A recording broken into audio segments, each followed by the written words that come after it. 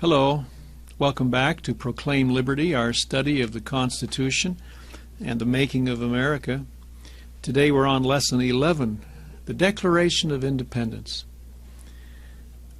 You know, in our continuing discussion of 1776, it's kind of interesting to think about, and I asked this to my students in class, one of the questions that was debated before the War of Independence actually began was this, and this is rather surprising to some people: are we good enough for freedom? What does that imply? If you remember the Principles of Liberty, particularly number 2, which says a free people cannot survive as a republic unless they remain virtuous and morally strong. In other words, the founders knew that there must be a certain level of goodness and morality in society in order to even be free. They call this public virtue. So the question was, is there enough public virtue among the people to be free? And it's interesting to note that some thought there wasn't. They said, no, we're not ready yet. And others thought, well, we're certainly not totally there, but we ought to do it anyway. And then in letter A, in lesson 11, in letter A, as you recall, Thomas Paine came over and wrote a little pamphlet called Common Sense, which is your blank, Common Sense, which became an immediate bestseller, selling 120,000 copies. And George Washington said that little pamphlet worked a powerful change in the minds of many men. And basically in one area, Thomas Paine says, well, you may not be totally ready, but you better get off the ship with England because something's happening over there you won't like. So now fill in your blanks here with these dates, if you would. Letter B, March the 17th, Washington's forces liberated Boston. That's a wonderful story of how he mounted cannon on Dorchester Heights almost in one night. It was a miracle how they even got the cannon from Fort Ticonderoga. March the 17th. On May the 4th, letter C is May the 4th, Rhode Island jumped the gun and declared independence all by herself. D is May the 10th. Congress authorized each colony to set up its own government. Then letter E, on May the 14th, Jefferson arrives in Philadelphia as a delegate to Congress. But you know he doesn't want to be there. Where does Jefferson want to be? He's got work to do back home. And so he wanted to be back home. He actually requested to be dismissed from Congress. And as we know, if his request had been granted, what wouldn't he have written? The Declaration. So as it was, his request was denied. Letter F is denied. Letter G, on June the 7th, Richard Henry Lee stands and introduces his famous resolution that the colonists be free and independent. And they decided not to vote on it immediately. They wanted to take a recess. So they said, we'll come back on July the 2nd, and you determine from your states how they want you to vote on this absolutely important resolution, because this really is for all the marbles. And that's what they did when they came back on July the 2nd. Meanwhile, letter H, on June the 11th, a committee of 5 men was formed to actually write a Declaration of Independence. You see on that page the picture of 3 of them, Jefferson, Adams, and Franklin. And the others, of course, were Roger Sherman and Robert Livingston. And in Roman numeral 2 is an interesting little conversation between 2 of these, John Adams and Thomas Jefferson, about who should actually do the writing. You've all been members of a committee, I'm sure, and know that eventually everything has to go through one brain on a committee. And so this was an interesting discussion written by John Adams about whose brain this should go through. Follow through as I read it. He says, this is Adams talking, he says, Jefferson proposed to me to make the draft. I said, I will not. You should do it. Jefferson, oh no, why will you not? You ought to do it. Adams, I will not. Jefferson, why? Adams, reasons enough. Now, Jefferson isn't going to take that laying down. He just keeps asking him. So Jefferson says, what can be your reasons? And Adams said, reason first, you are a Virginian, and a Virginian ought to appear at the head of this business. Remember, Virginia was the biggest state, and everybody looked to Virginia. Then Adams said, reason second, I am obnoxious, suspected, and unpopular. Do you remember when John Adams, we studied this in one of the principles in a previous lesson, when John Adams tried to get the people of Massachusetts to go for a 3-branch government, and he became very unpopular and suspected, and he knew it. And John Adams was a great soul, but he was pretty dogmatic in some of his thinking, and he kind of rubbed people the wrong way once in a while, and he knew it. So he says to Jefferson, you are very much otherwise.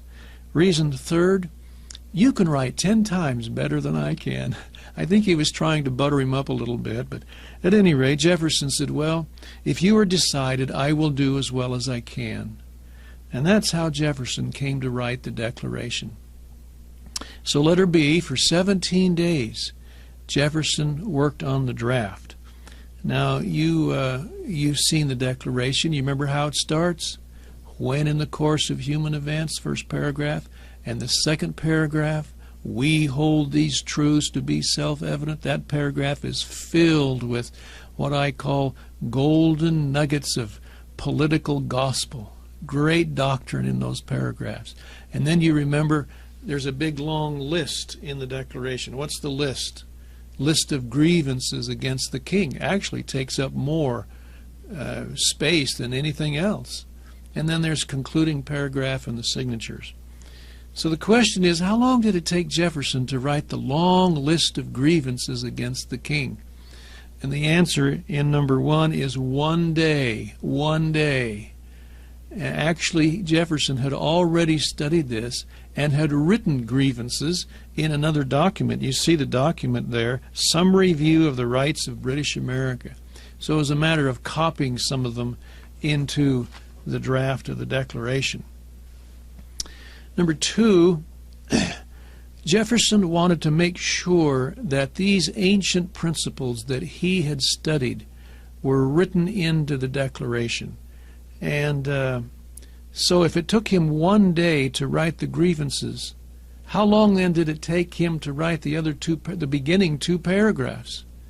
And the answer has to be 16 days. That's a little unusual for students to take 16 days to write 2 paragraphs. What was Jefferson doing? As we said, he was trying to incorporate these ancient principles, draft after draft after draft. Did he do it? Yes, brilliantly, as we know. He did do it. So your blank for letter C is 2 paragraphs. And what we're going to do now is review very quickly the 8 ancient principles in the Declaration of Independence. And we do this because you have to understand the Declaration in order to understand the Constitution. So number 1, the first principle is sound government should be based on self-evident truths. Self-evident truth. What's a self-evident truth? Of course, it's a truth that is so obvious, so rational, so sound, that you don't even have to debate it. And there's a lot of truths in the Declaration that were not debated by the founders. Number 2, that government of mankind on earth should be based on the law of nature and of nature's God. You remember our discussion of this in the first principle? That the only reliable basis for sound government and just human relations is natural law.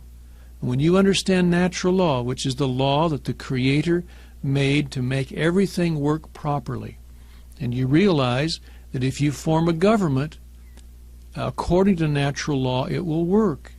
If you form a government against natural law, it will fail. See that principle? That is one of Jefferson's ancient principles. Number 3, this presupposes, as a self-evident truth, that the Creator made human beings equal. Well, are we all equal in every way? No. No, there's hundreds of ways we're unequal. But we are equal in three ways, and here they are. In our rights, we are equal before the law, and of course we are equal in the sight of God, the sight of the Creator.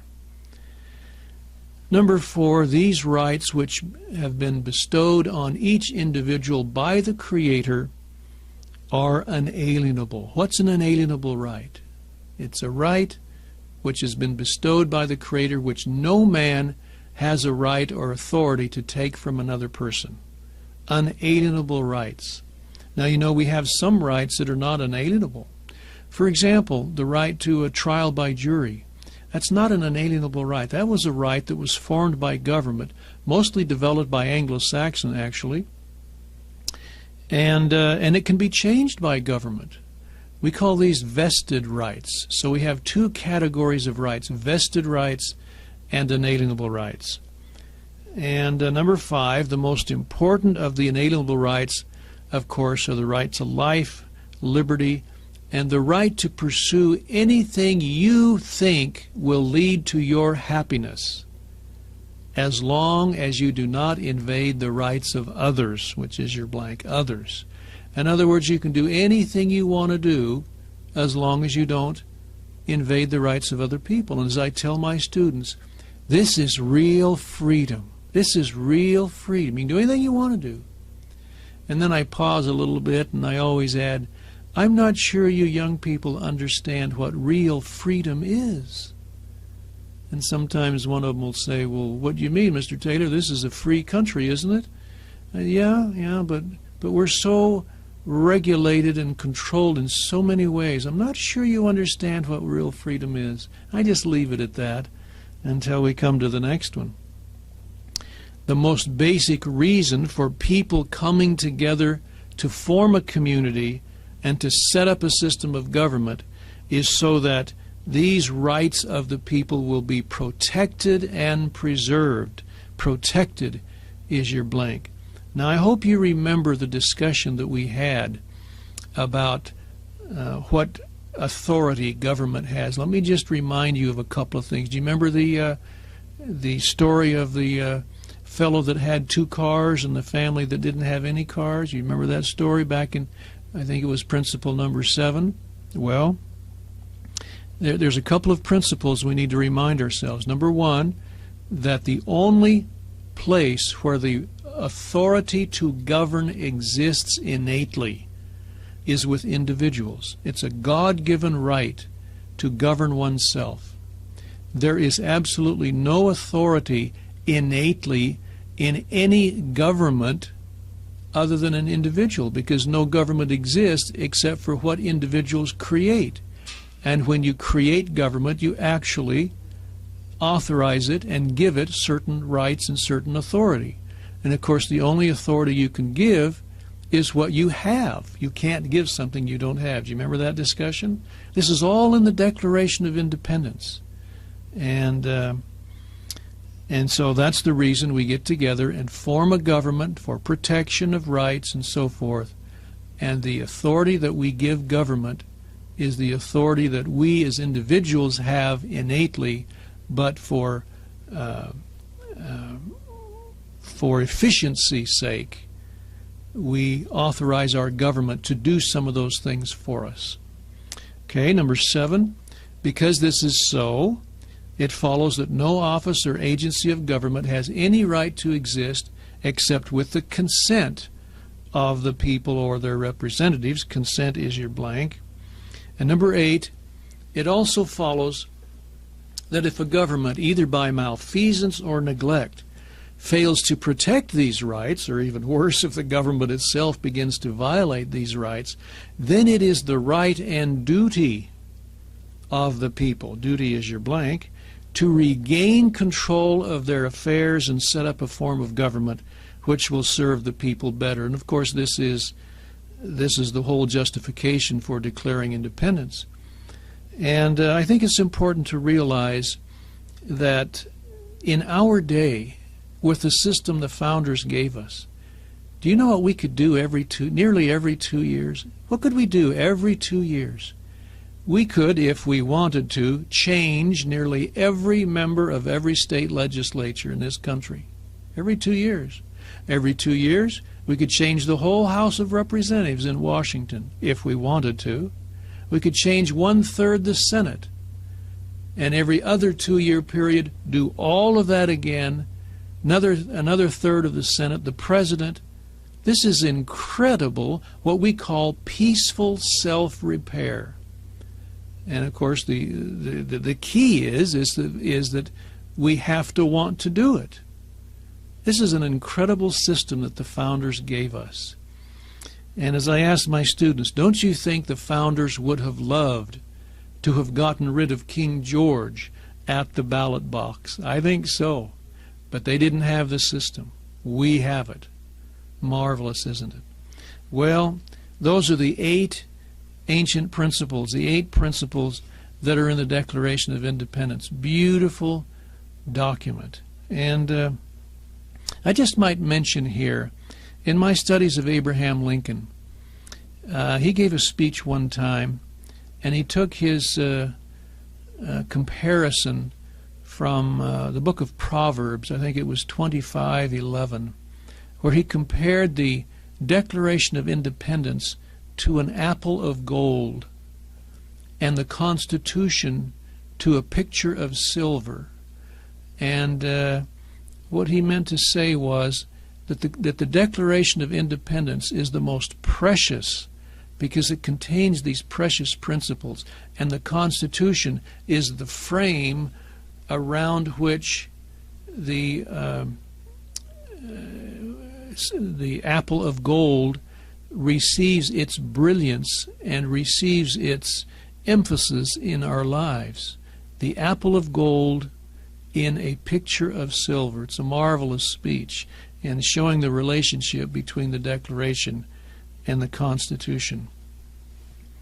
Over on letter D, on July the 4th, Congress adopted the Declaration of Independence after making 60 changes, 60 changes. But what's interesting, Congress really didn't change any of these ancient principles we've just discussed. Most of the changes were made in the grievances against the king. Jefferson had some in there that they didn't really disagree with, but they thought, well, this is like rubbing the salt in the wound. Well, let's not say it that way, so they took it out.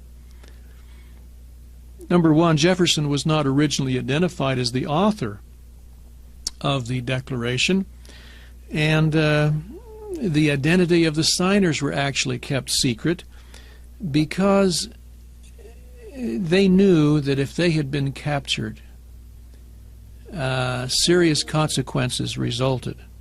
They knew, for example, that under number 2, what they were doing is figuratively signing the Declaration with their blood. That's your blank, blood. And pledging each other their lives, their fortunes, and their sacred honor, knowing under letter A that if they had lost this effort, they would no doubt have been tried and convicted of high treason. Treason is your blank. What's the penalty for treason? Some say death. Actually, it's worse than death, and it's described here in letter B. You're hanged from the gallows until you're unconscious, and then you're cut down and revived. Is this torture? This is torture. Revived is your blank. And then you're disemboweled and beheaded and cut into quarters, each quarter being boiled in a separate cauldron of oil. And then your final remains, are they placed in a nice grave with a nice marker where people can come and pay you homage? No, that's too good for you. No, your final remains are scattered over the countryside. So your final resting place is unknown, unnamed, and unhonored. Treason. You see, every American needs to ask himself that question. Does freedom mean that much to me? If I were asked to sign a declaration under these kinds of dangerous conditions, would I do it?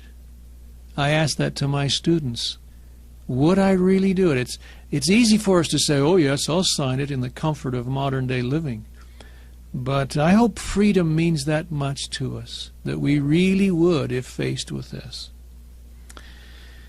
Now, under Roman numeral 3, it's kind of interesting because once the Declaration was adopted, we were actually a new nation. That's our birth, not the Constitution, but the Declaration. That's the birth of our nation. And a nation needs to have a way of identifying official documents. And so they appointed a committee of 3 men to come up with the original seal, a seal for the United States. And this committee was made up of Jefferson, Franklin, and Adams. And both Jefferson and Franklin wanted on the seal, one side of the seal, to portray Moses leading ancient Israel. An indication that ancient Israel, is one of the examples that we look back to for freedom and organization of a representative government. That's your blank, representative. Letter C, they felt that since the Anglo-Saxons had practiced almost identical principles, identical is your blank, they should also be represented on the seal. John Adams wrote this under letter C. He said, Mr. Jefferson proposed the children of Israel in the wilderness led by a cloud by day and a pillar of fire by night, and on the other side Hengist and Horsa, the Saxon chiefs, from whom we claim the honor of being descended, and whose political principles and form of government we have assumed. How do you like that? And if you'll look at the artist's depiction there on that page of both sides of the original proposed seal of the United States, what do you see? Exactly what we've said. On one side, ancient Israel, and on the other side, Anglo-Saxon. The 2 great civilizations that our founders looked back to for examples in what we do. Let me ask you this question. Where do you see that in today's history books? Nowhere. Nowhere. And yet, look at the documentation right out of the records of the U.S. State Department. See, we really are cheating our young people when we don't teach them history the way it really happened. And have you noticed how infatuated in our society we have become with Greece and Rome? And as we've said, we have discussed, or will discuss shortly, what the founders learned about Greece and Rome, mostly what not to do. But there were other civilizations, ancient Israel and Anglo-Saxon, that they learned a lot of things of what to do. We'll be discussing those in a future lesson. Under letter D, Professor Chenard, in a biography on Jefferson, said, Jefferson's great ambition at that time was to promote a renaissance of Anglo-Saxon primitive institutions, that's your blank, on the new continent.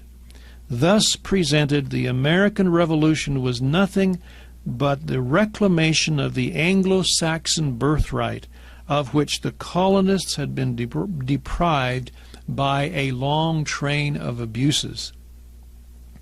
And then in Jefferson's own words, letter E, Saxon ancestors had possessed themselves of the island of Britain and had established there that system of laws which has so long been the glory and protection of that country. And in letter F, Jefferson wrote to Edmund Pendleton to convince him that Virginia must abolish is your blank, the remnants of feudalism and return to the ancient principles. Remember those the primogeniture and entail of states and so forth. And so Jefferson says this, are we not better for what we have hitherto abolished of the feudal system? Has not every restitution of the ancient Saxon laws had happy effects? Is it not better now that we return at once into that happy system of our ancestors, the wisest and most perfect ever yet devised by the wit of man, as it stood before the 8th century? Well, we don't know what happened to that proposal of Jefferson, Adams, and Franklin of the original seal. As you know, Congress fled, and we don't have any record of it ever being voted on. And so eventually another seal was adopted. As you know, this is letter G, with the American eagle, your first blank eagle, on one side, and an unfinished pyramid of 13 steps on the other side, representing, of course, the 13 colonies, and unfinished because they knew it would grow. At the bottom of the pyramid were inscribed the Roman numerals for 1776, and above the pyramid, the all-seeing eye of the Creator over the top. There's also two classical Latin mottos, Annuit Septus, meaning He hath favored our undertaking. He, meaning God, hath favored our undertaking. And Novos Ordo Seclorum, meaning new order of the ages, or the beginning of a new age. And lest people fear about a new world order as we hear about it today, let it be known that they wanted a new order from the tyranny and monarchy and dictatorship which had engulfed nearly every nation in the history of this world. And the new order that they spoke of was the new order of freedom based upon unalienable rights from the Creator. So that's our story of the Declaration of Independence. Marvelous document. When we come together the next time, we're going to talk about a rather surprising concept, and that is our political spectrum, and then we're going to study ancient Israel and Anglo-Saxon. Thank you.